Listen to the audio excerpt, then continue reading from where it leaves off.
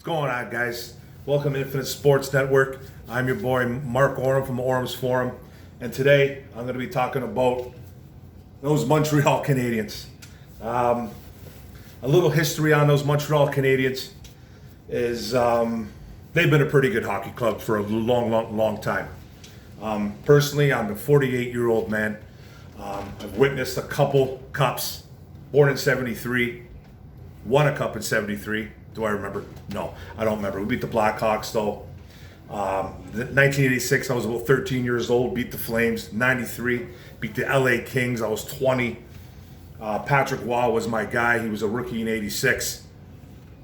I wanted to be Patrick Waugh when I was younger, but this was a kid that could not skate. Okay, you know what I mean? I just was a guy that could not skate.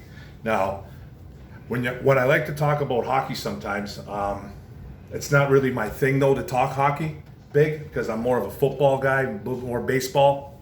Hockey just, it's hard to capture the audience, and I'll tell you the truth, man, when it comes to hockey, I'm not the biggest knowledgeable guy when it comes to hockey. I'm just not. I don't put myself into it too much. I do love my Montreal Canadiens, but it's something that I'm not crazy passionate about. I am excited though. This video had to be done. And there's a little history with these Montreal Canadiens. Dominant team in the 50s, dominant in the 60s, dominant in the 70s. Do I remember any of that? No, I don't remember none of it. I'll tell you a little backstory on why I became a Montreal Canadiens fan. But that's for a little bit later. Then we had some really great teams in the 80s. Made it to the Cup in '86, won it. Lost it in '89 versus the Flames again. Flames were a really good hockey club. And then '90s came around, not so great. '93 won that cup though. It just made it to the semis about 5 times after we lost to the Flames. Played well in the '90s, like I said. And then since then, the year 2000s came around. Playoffs about 12 times. A little bit of an up and down roller coaster for the Montreal Canadiens. It's been a little bit of a, you know what I mean? Hasn't been the greatest to be a Montreal Canadiens fan in the last 28 years. It really hasn't. It's been up and down for a long time. And sometimes I'll get told that, I'll have a Red Wing fan tell me, or I'll have a Toronto Maple Leaf fan tell me that, hey man, where have you guys been in the last 28 years? Well, that doesn't matter anymore. That does not even matter anymore where I've been or where we've been. Because you know where we are now, right? And where you guys are. We're in the Cup, baby. We're in the Cup. You guys aren't. So, hey, let's focus on that a little bit more. You know what I mean? About where we've been for 28 years. It does not matter. Live in the now. It's too bad that every fan base will rip on a Montreal Canadiens fan, because all we do is talk about our cups. 24 of them, by the way, going for the 25th. That's number 1, by the way. Just in case you guys didn't really know that. But some of you probably did. Maybe you didn't. It doesn't matter. It's all fun and games. But this has been an organization that's just been, top notch for a long time. Gone through a lot of bad hockey though in the 2000s. I'm not going to sit there and lie to you. Been to the playoffs though. 12 times in the year 2000. That's in the 2000s. Not great at all by any stretch. Won a couple rounds, lost a lot of first round series, but we've come close a couple times in 2000. Not cup wise, not being in the cup, but we've had some good teams. But now we're in it. This was a team this year. Kind of leads me to 2021. Made a lot of changes. Marc Bergevin is our GM. Been an up and down it actually wasn't a very good year for Montreal Canadiens, to tell you the truth. It just wasn't, which makes it all sweeter. Makes it sweet as pumpkin pie about what this team has done. And it's like that old hockey saying, but when they say, hey man, you run into a hot goalie, timely goals, what happens? This is exactly what happens. Montreal was 24, 21, and 11 this year. They were literally the 18th overall team in the NHL. 16 get into the playoffs. But it has to be 4 from each division. So we had 59 points. We pretty much were like the last team to clinch. And when I say 16 to be in, like, well, Mark, well, you just said you were 18. Yeah, because the Rangers and the Stars had more points than us. They had 60, but they were eliminated. Different divisions. You know what I mean? How funny is that? How funny does that sound? And we're in the cup, and they're not. Makes it even more sweeter. Just makes it even more sweeter. So we barely made the playoffs. Barely made it. You know what I mean? Now we're playing the Tampa Bay Lightning. Great team, by the way. Phenomenal team. A top 10 team overall. 8th, to be exact. Montreal took care of the Leafs in round 1. Okay? 6th overall team in the NHL during the season that just passed. 6th. Nobody gave us a shot. Nobody. Leafs got up on us 3-1. 3-1. It was done. It was over. It was history. It was all she wrote. It was done. What happens? Carey Price gets hotter than lava, hotter than lava, man. Just hotter. You can't get any hotter, man. And timely goals, playing solid hockey, playing with heart. They ended up taking the Leafs 7, beat them. Beat them at 7. Go on to the Winnipeg Jets. Nobody gives us a shot. Not one expert, and I say that with these air quotes, expert gave us a shot. What do we do to them? We sweep them. We take them 4, boom, get out of town, Winnipeg. Go do what you got to do. See ya. In 4. Who do we play next? The Golden Knights. Now, one single person. I think out of all the experts that I saw, there was one guy. One guy took us to win in 7. We won in 6. Montreal won in 6. That's what they did against the number 2 overall hockey club in the NHL. Nobody gave us a shot. Nobody. So that was by far the best team that we faced. 100% by far the best team that we faced. Now, we've made some changes this year. We went after a few guys. Corey Perry, the seasoned vet, who's playing out of his mind in his playoffs. He's getting dirty there, man. He's laying out hits, scoring some timely goals, just being an instigator, bugging people. Seasoned veteran, all kinds of experience. Gustav Olofsson, been a little bit up and down. I think we acquired him from Buffalo, power play guy. He's been a little bit up and down, but he's got some power play experience. Kotkaniemi, probably butchered his name. Kotkaniemi. I think that's the way you say it. Young, sniper, playing some good hockey, been a little bit up and down. Took a couple games to get him in the lineup, insert him in the lineup. He's played good. He's been a little bit like that though. Nick Suzuki, who we got from a trade against the Las Vegas Golden Knights a few years back in that Pacioretty trade. There's a couple players involved there, and we ended up getting Nick Suzuki. It's Nick Suzuki, and he's been nothing but a gem for the Montreal Canadiens. Been a gem. Tyler Toffoli, I think that was the most underrated, probably one of the best pickups in hockey. We got him as a free agent. He ended up being our leading goal scorer, I think, with 28, 29 goals. And he scored a couple timely goals this year, killing it. Just being Tyler Toffoli, man. I thought that was a great pickup. Then Carey Price. Carey Price, during the season, did not have a good year. Only had something like 12 wins. If you're looking at it fantasy-wise, I think he was like the 38th goalie in my league, or in one of the leagues I was in. 38th. He was not a very good goalie this year. The Montreal Canadiens were not a very good team. They just weren't that good. But he's been a stud to playoffs with a .933 save average. He's not letting anything in. I think he's given up 13 goals, 12 to 13 goals or something like that in 3 series. That's excellent. He's playing tip-top hockey. Josh Anderson, another guy, came in, been a little bit banged up his whole career. I think he was a Columbus Blue Jacket, wherever he played for. Big kid, skates well, good with the puck, nimble for a big man. Scored 17 goals on a season. He scored a couple timely goals in the playoffs, doing his thing.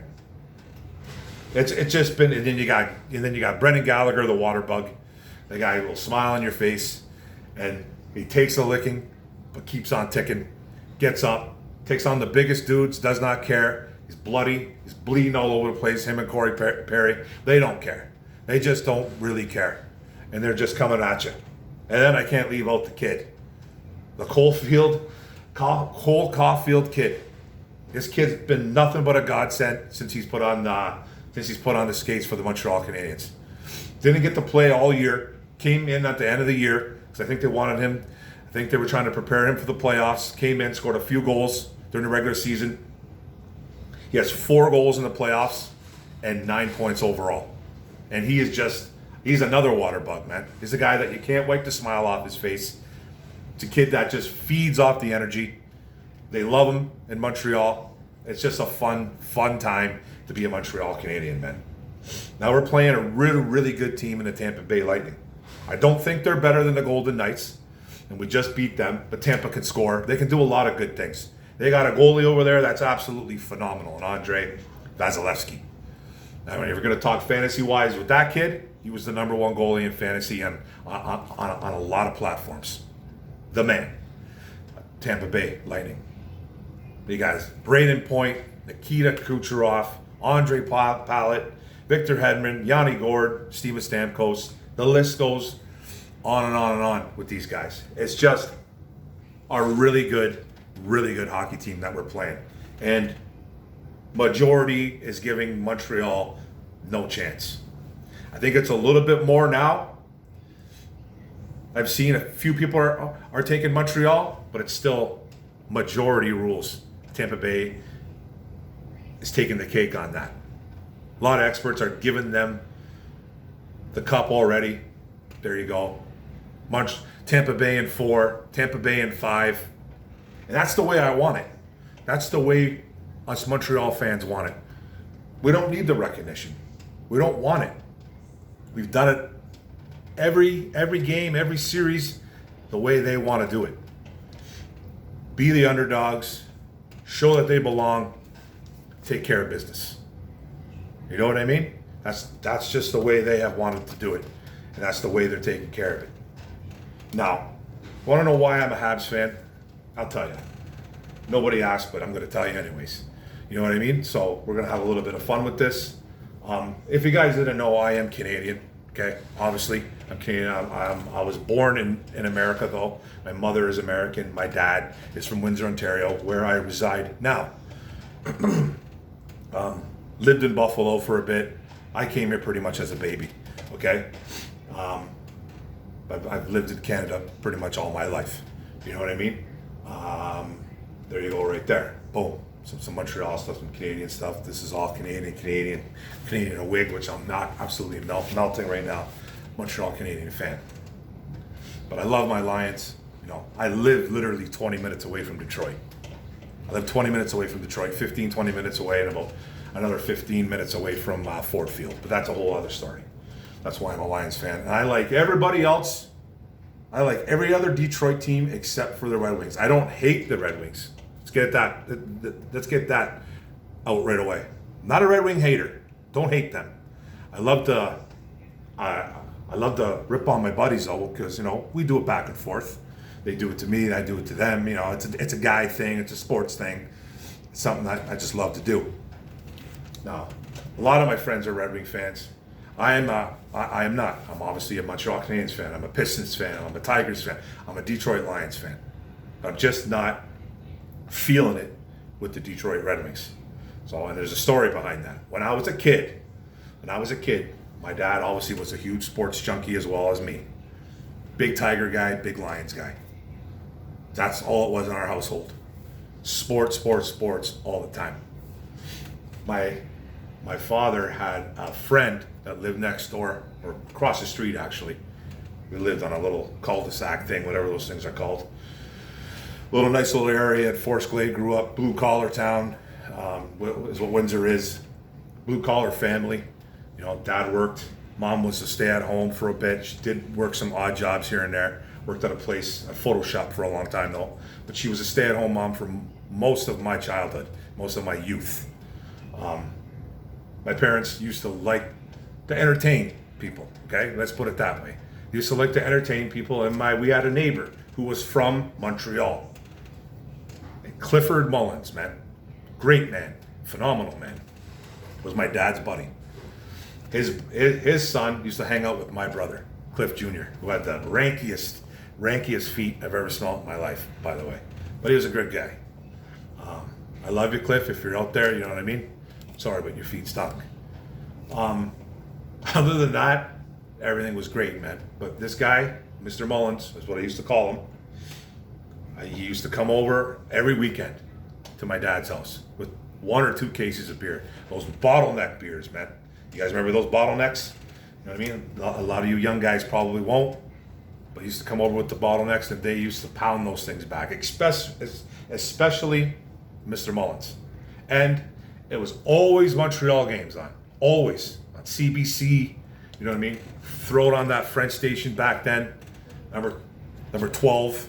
Channel 12. Whatever it was. I think it was Channel 12. I don't know how I remember that. I don't even know what it is nowadays. Who has regular TV? I don't know anybody that does. But I've never seen a man more passionate in my life about hockey. It was mesmerizing to me. It was mesmerizing. And he used to get so mad if they would lose, and he'd be the most happiest human being I've ever seen somebody when they won. And it resonated. It went right into me, and I was like, man, I am a Habs fan through and through. My dad, you know, he liked the Wings, but he never pushed hockey. He wasn't really a big thing in my house until Mr. Mullins came over. When Mr. Mullins came over, it was red, white, and it was the red, white, and blue, man, Canadian style. It was a red, white, and blue Canadian style. Blue blanc, what is it? Blue blanc rouge. If that's what it is, I think in French. Blue blanc rouge, red, white, and blue, right? Or blue, white, and red. I don't know. Blue blanc rouge, one of those, man. And it was the best times of my life as a kid when I used to hang out with the adults. You know what I mean? It was the best time. I used to sit on the floor, and I swear I was more mesmerized with watching Mr. Mullins and my pops than I was with watching the game sometimes. It was that intense. It was that crazy. And it was just a fun time. It's why I became a Montreal Canadiens fan. And I wanted to do this video, a little bit of fun. The Tampa Bay Lightning, man, we're taking them on in the Stanley Cup. We haven't been there since '93. My God, it's 28 years. It's 28 years. And the Montreal Canadiens are in the Cup. It's going to be a fun time. Starts tomorrow. I think it starts at 8 o'clock. I'm pretty sure it starts tomorrow at 8 o'clock. In Tampa Bay, game 1. Let's go, Montreal. There's a rumor that if they lose this one, it's over.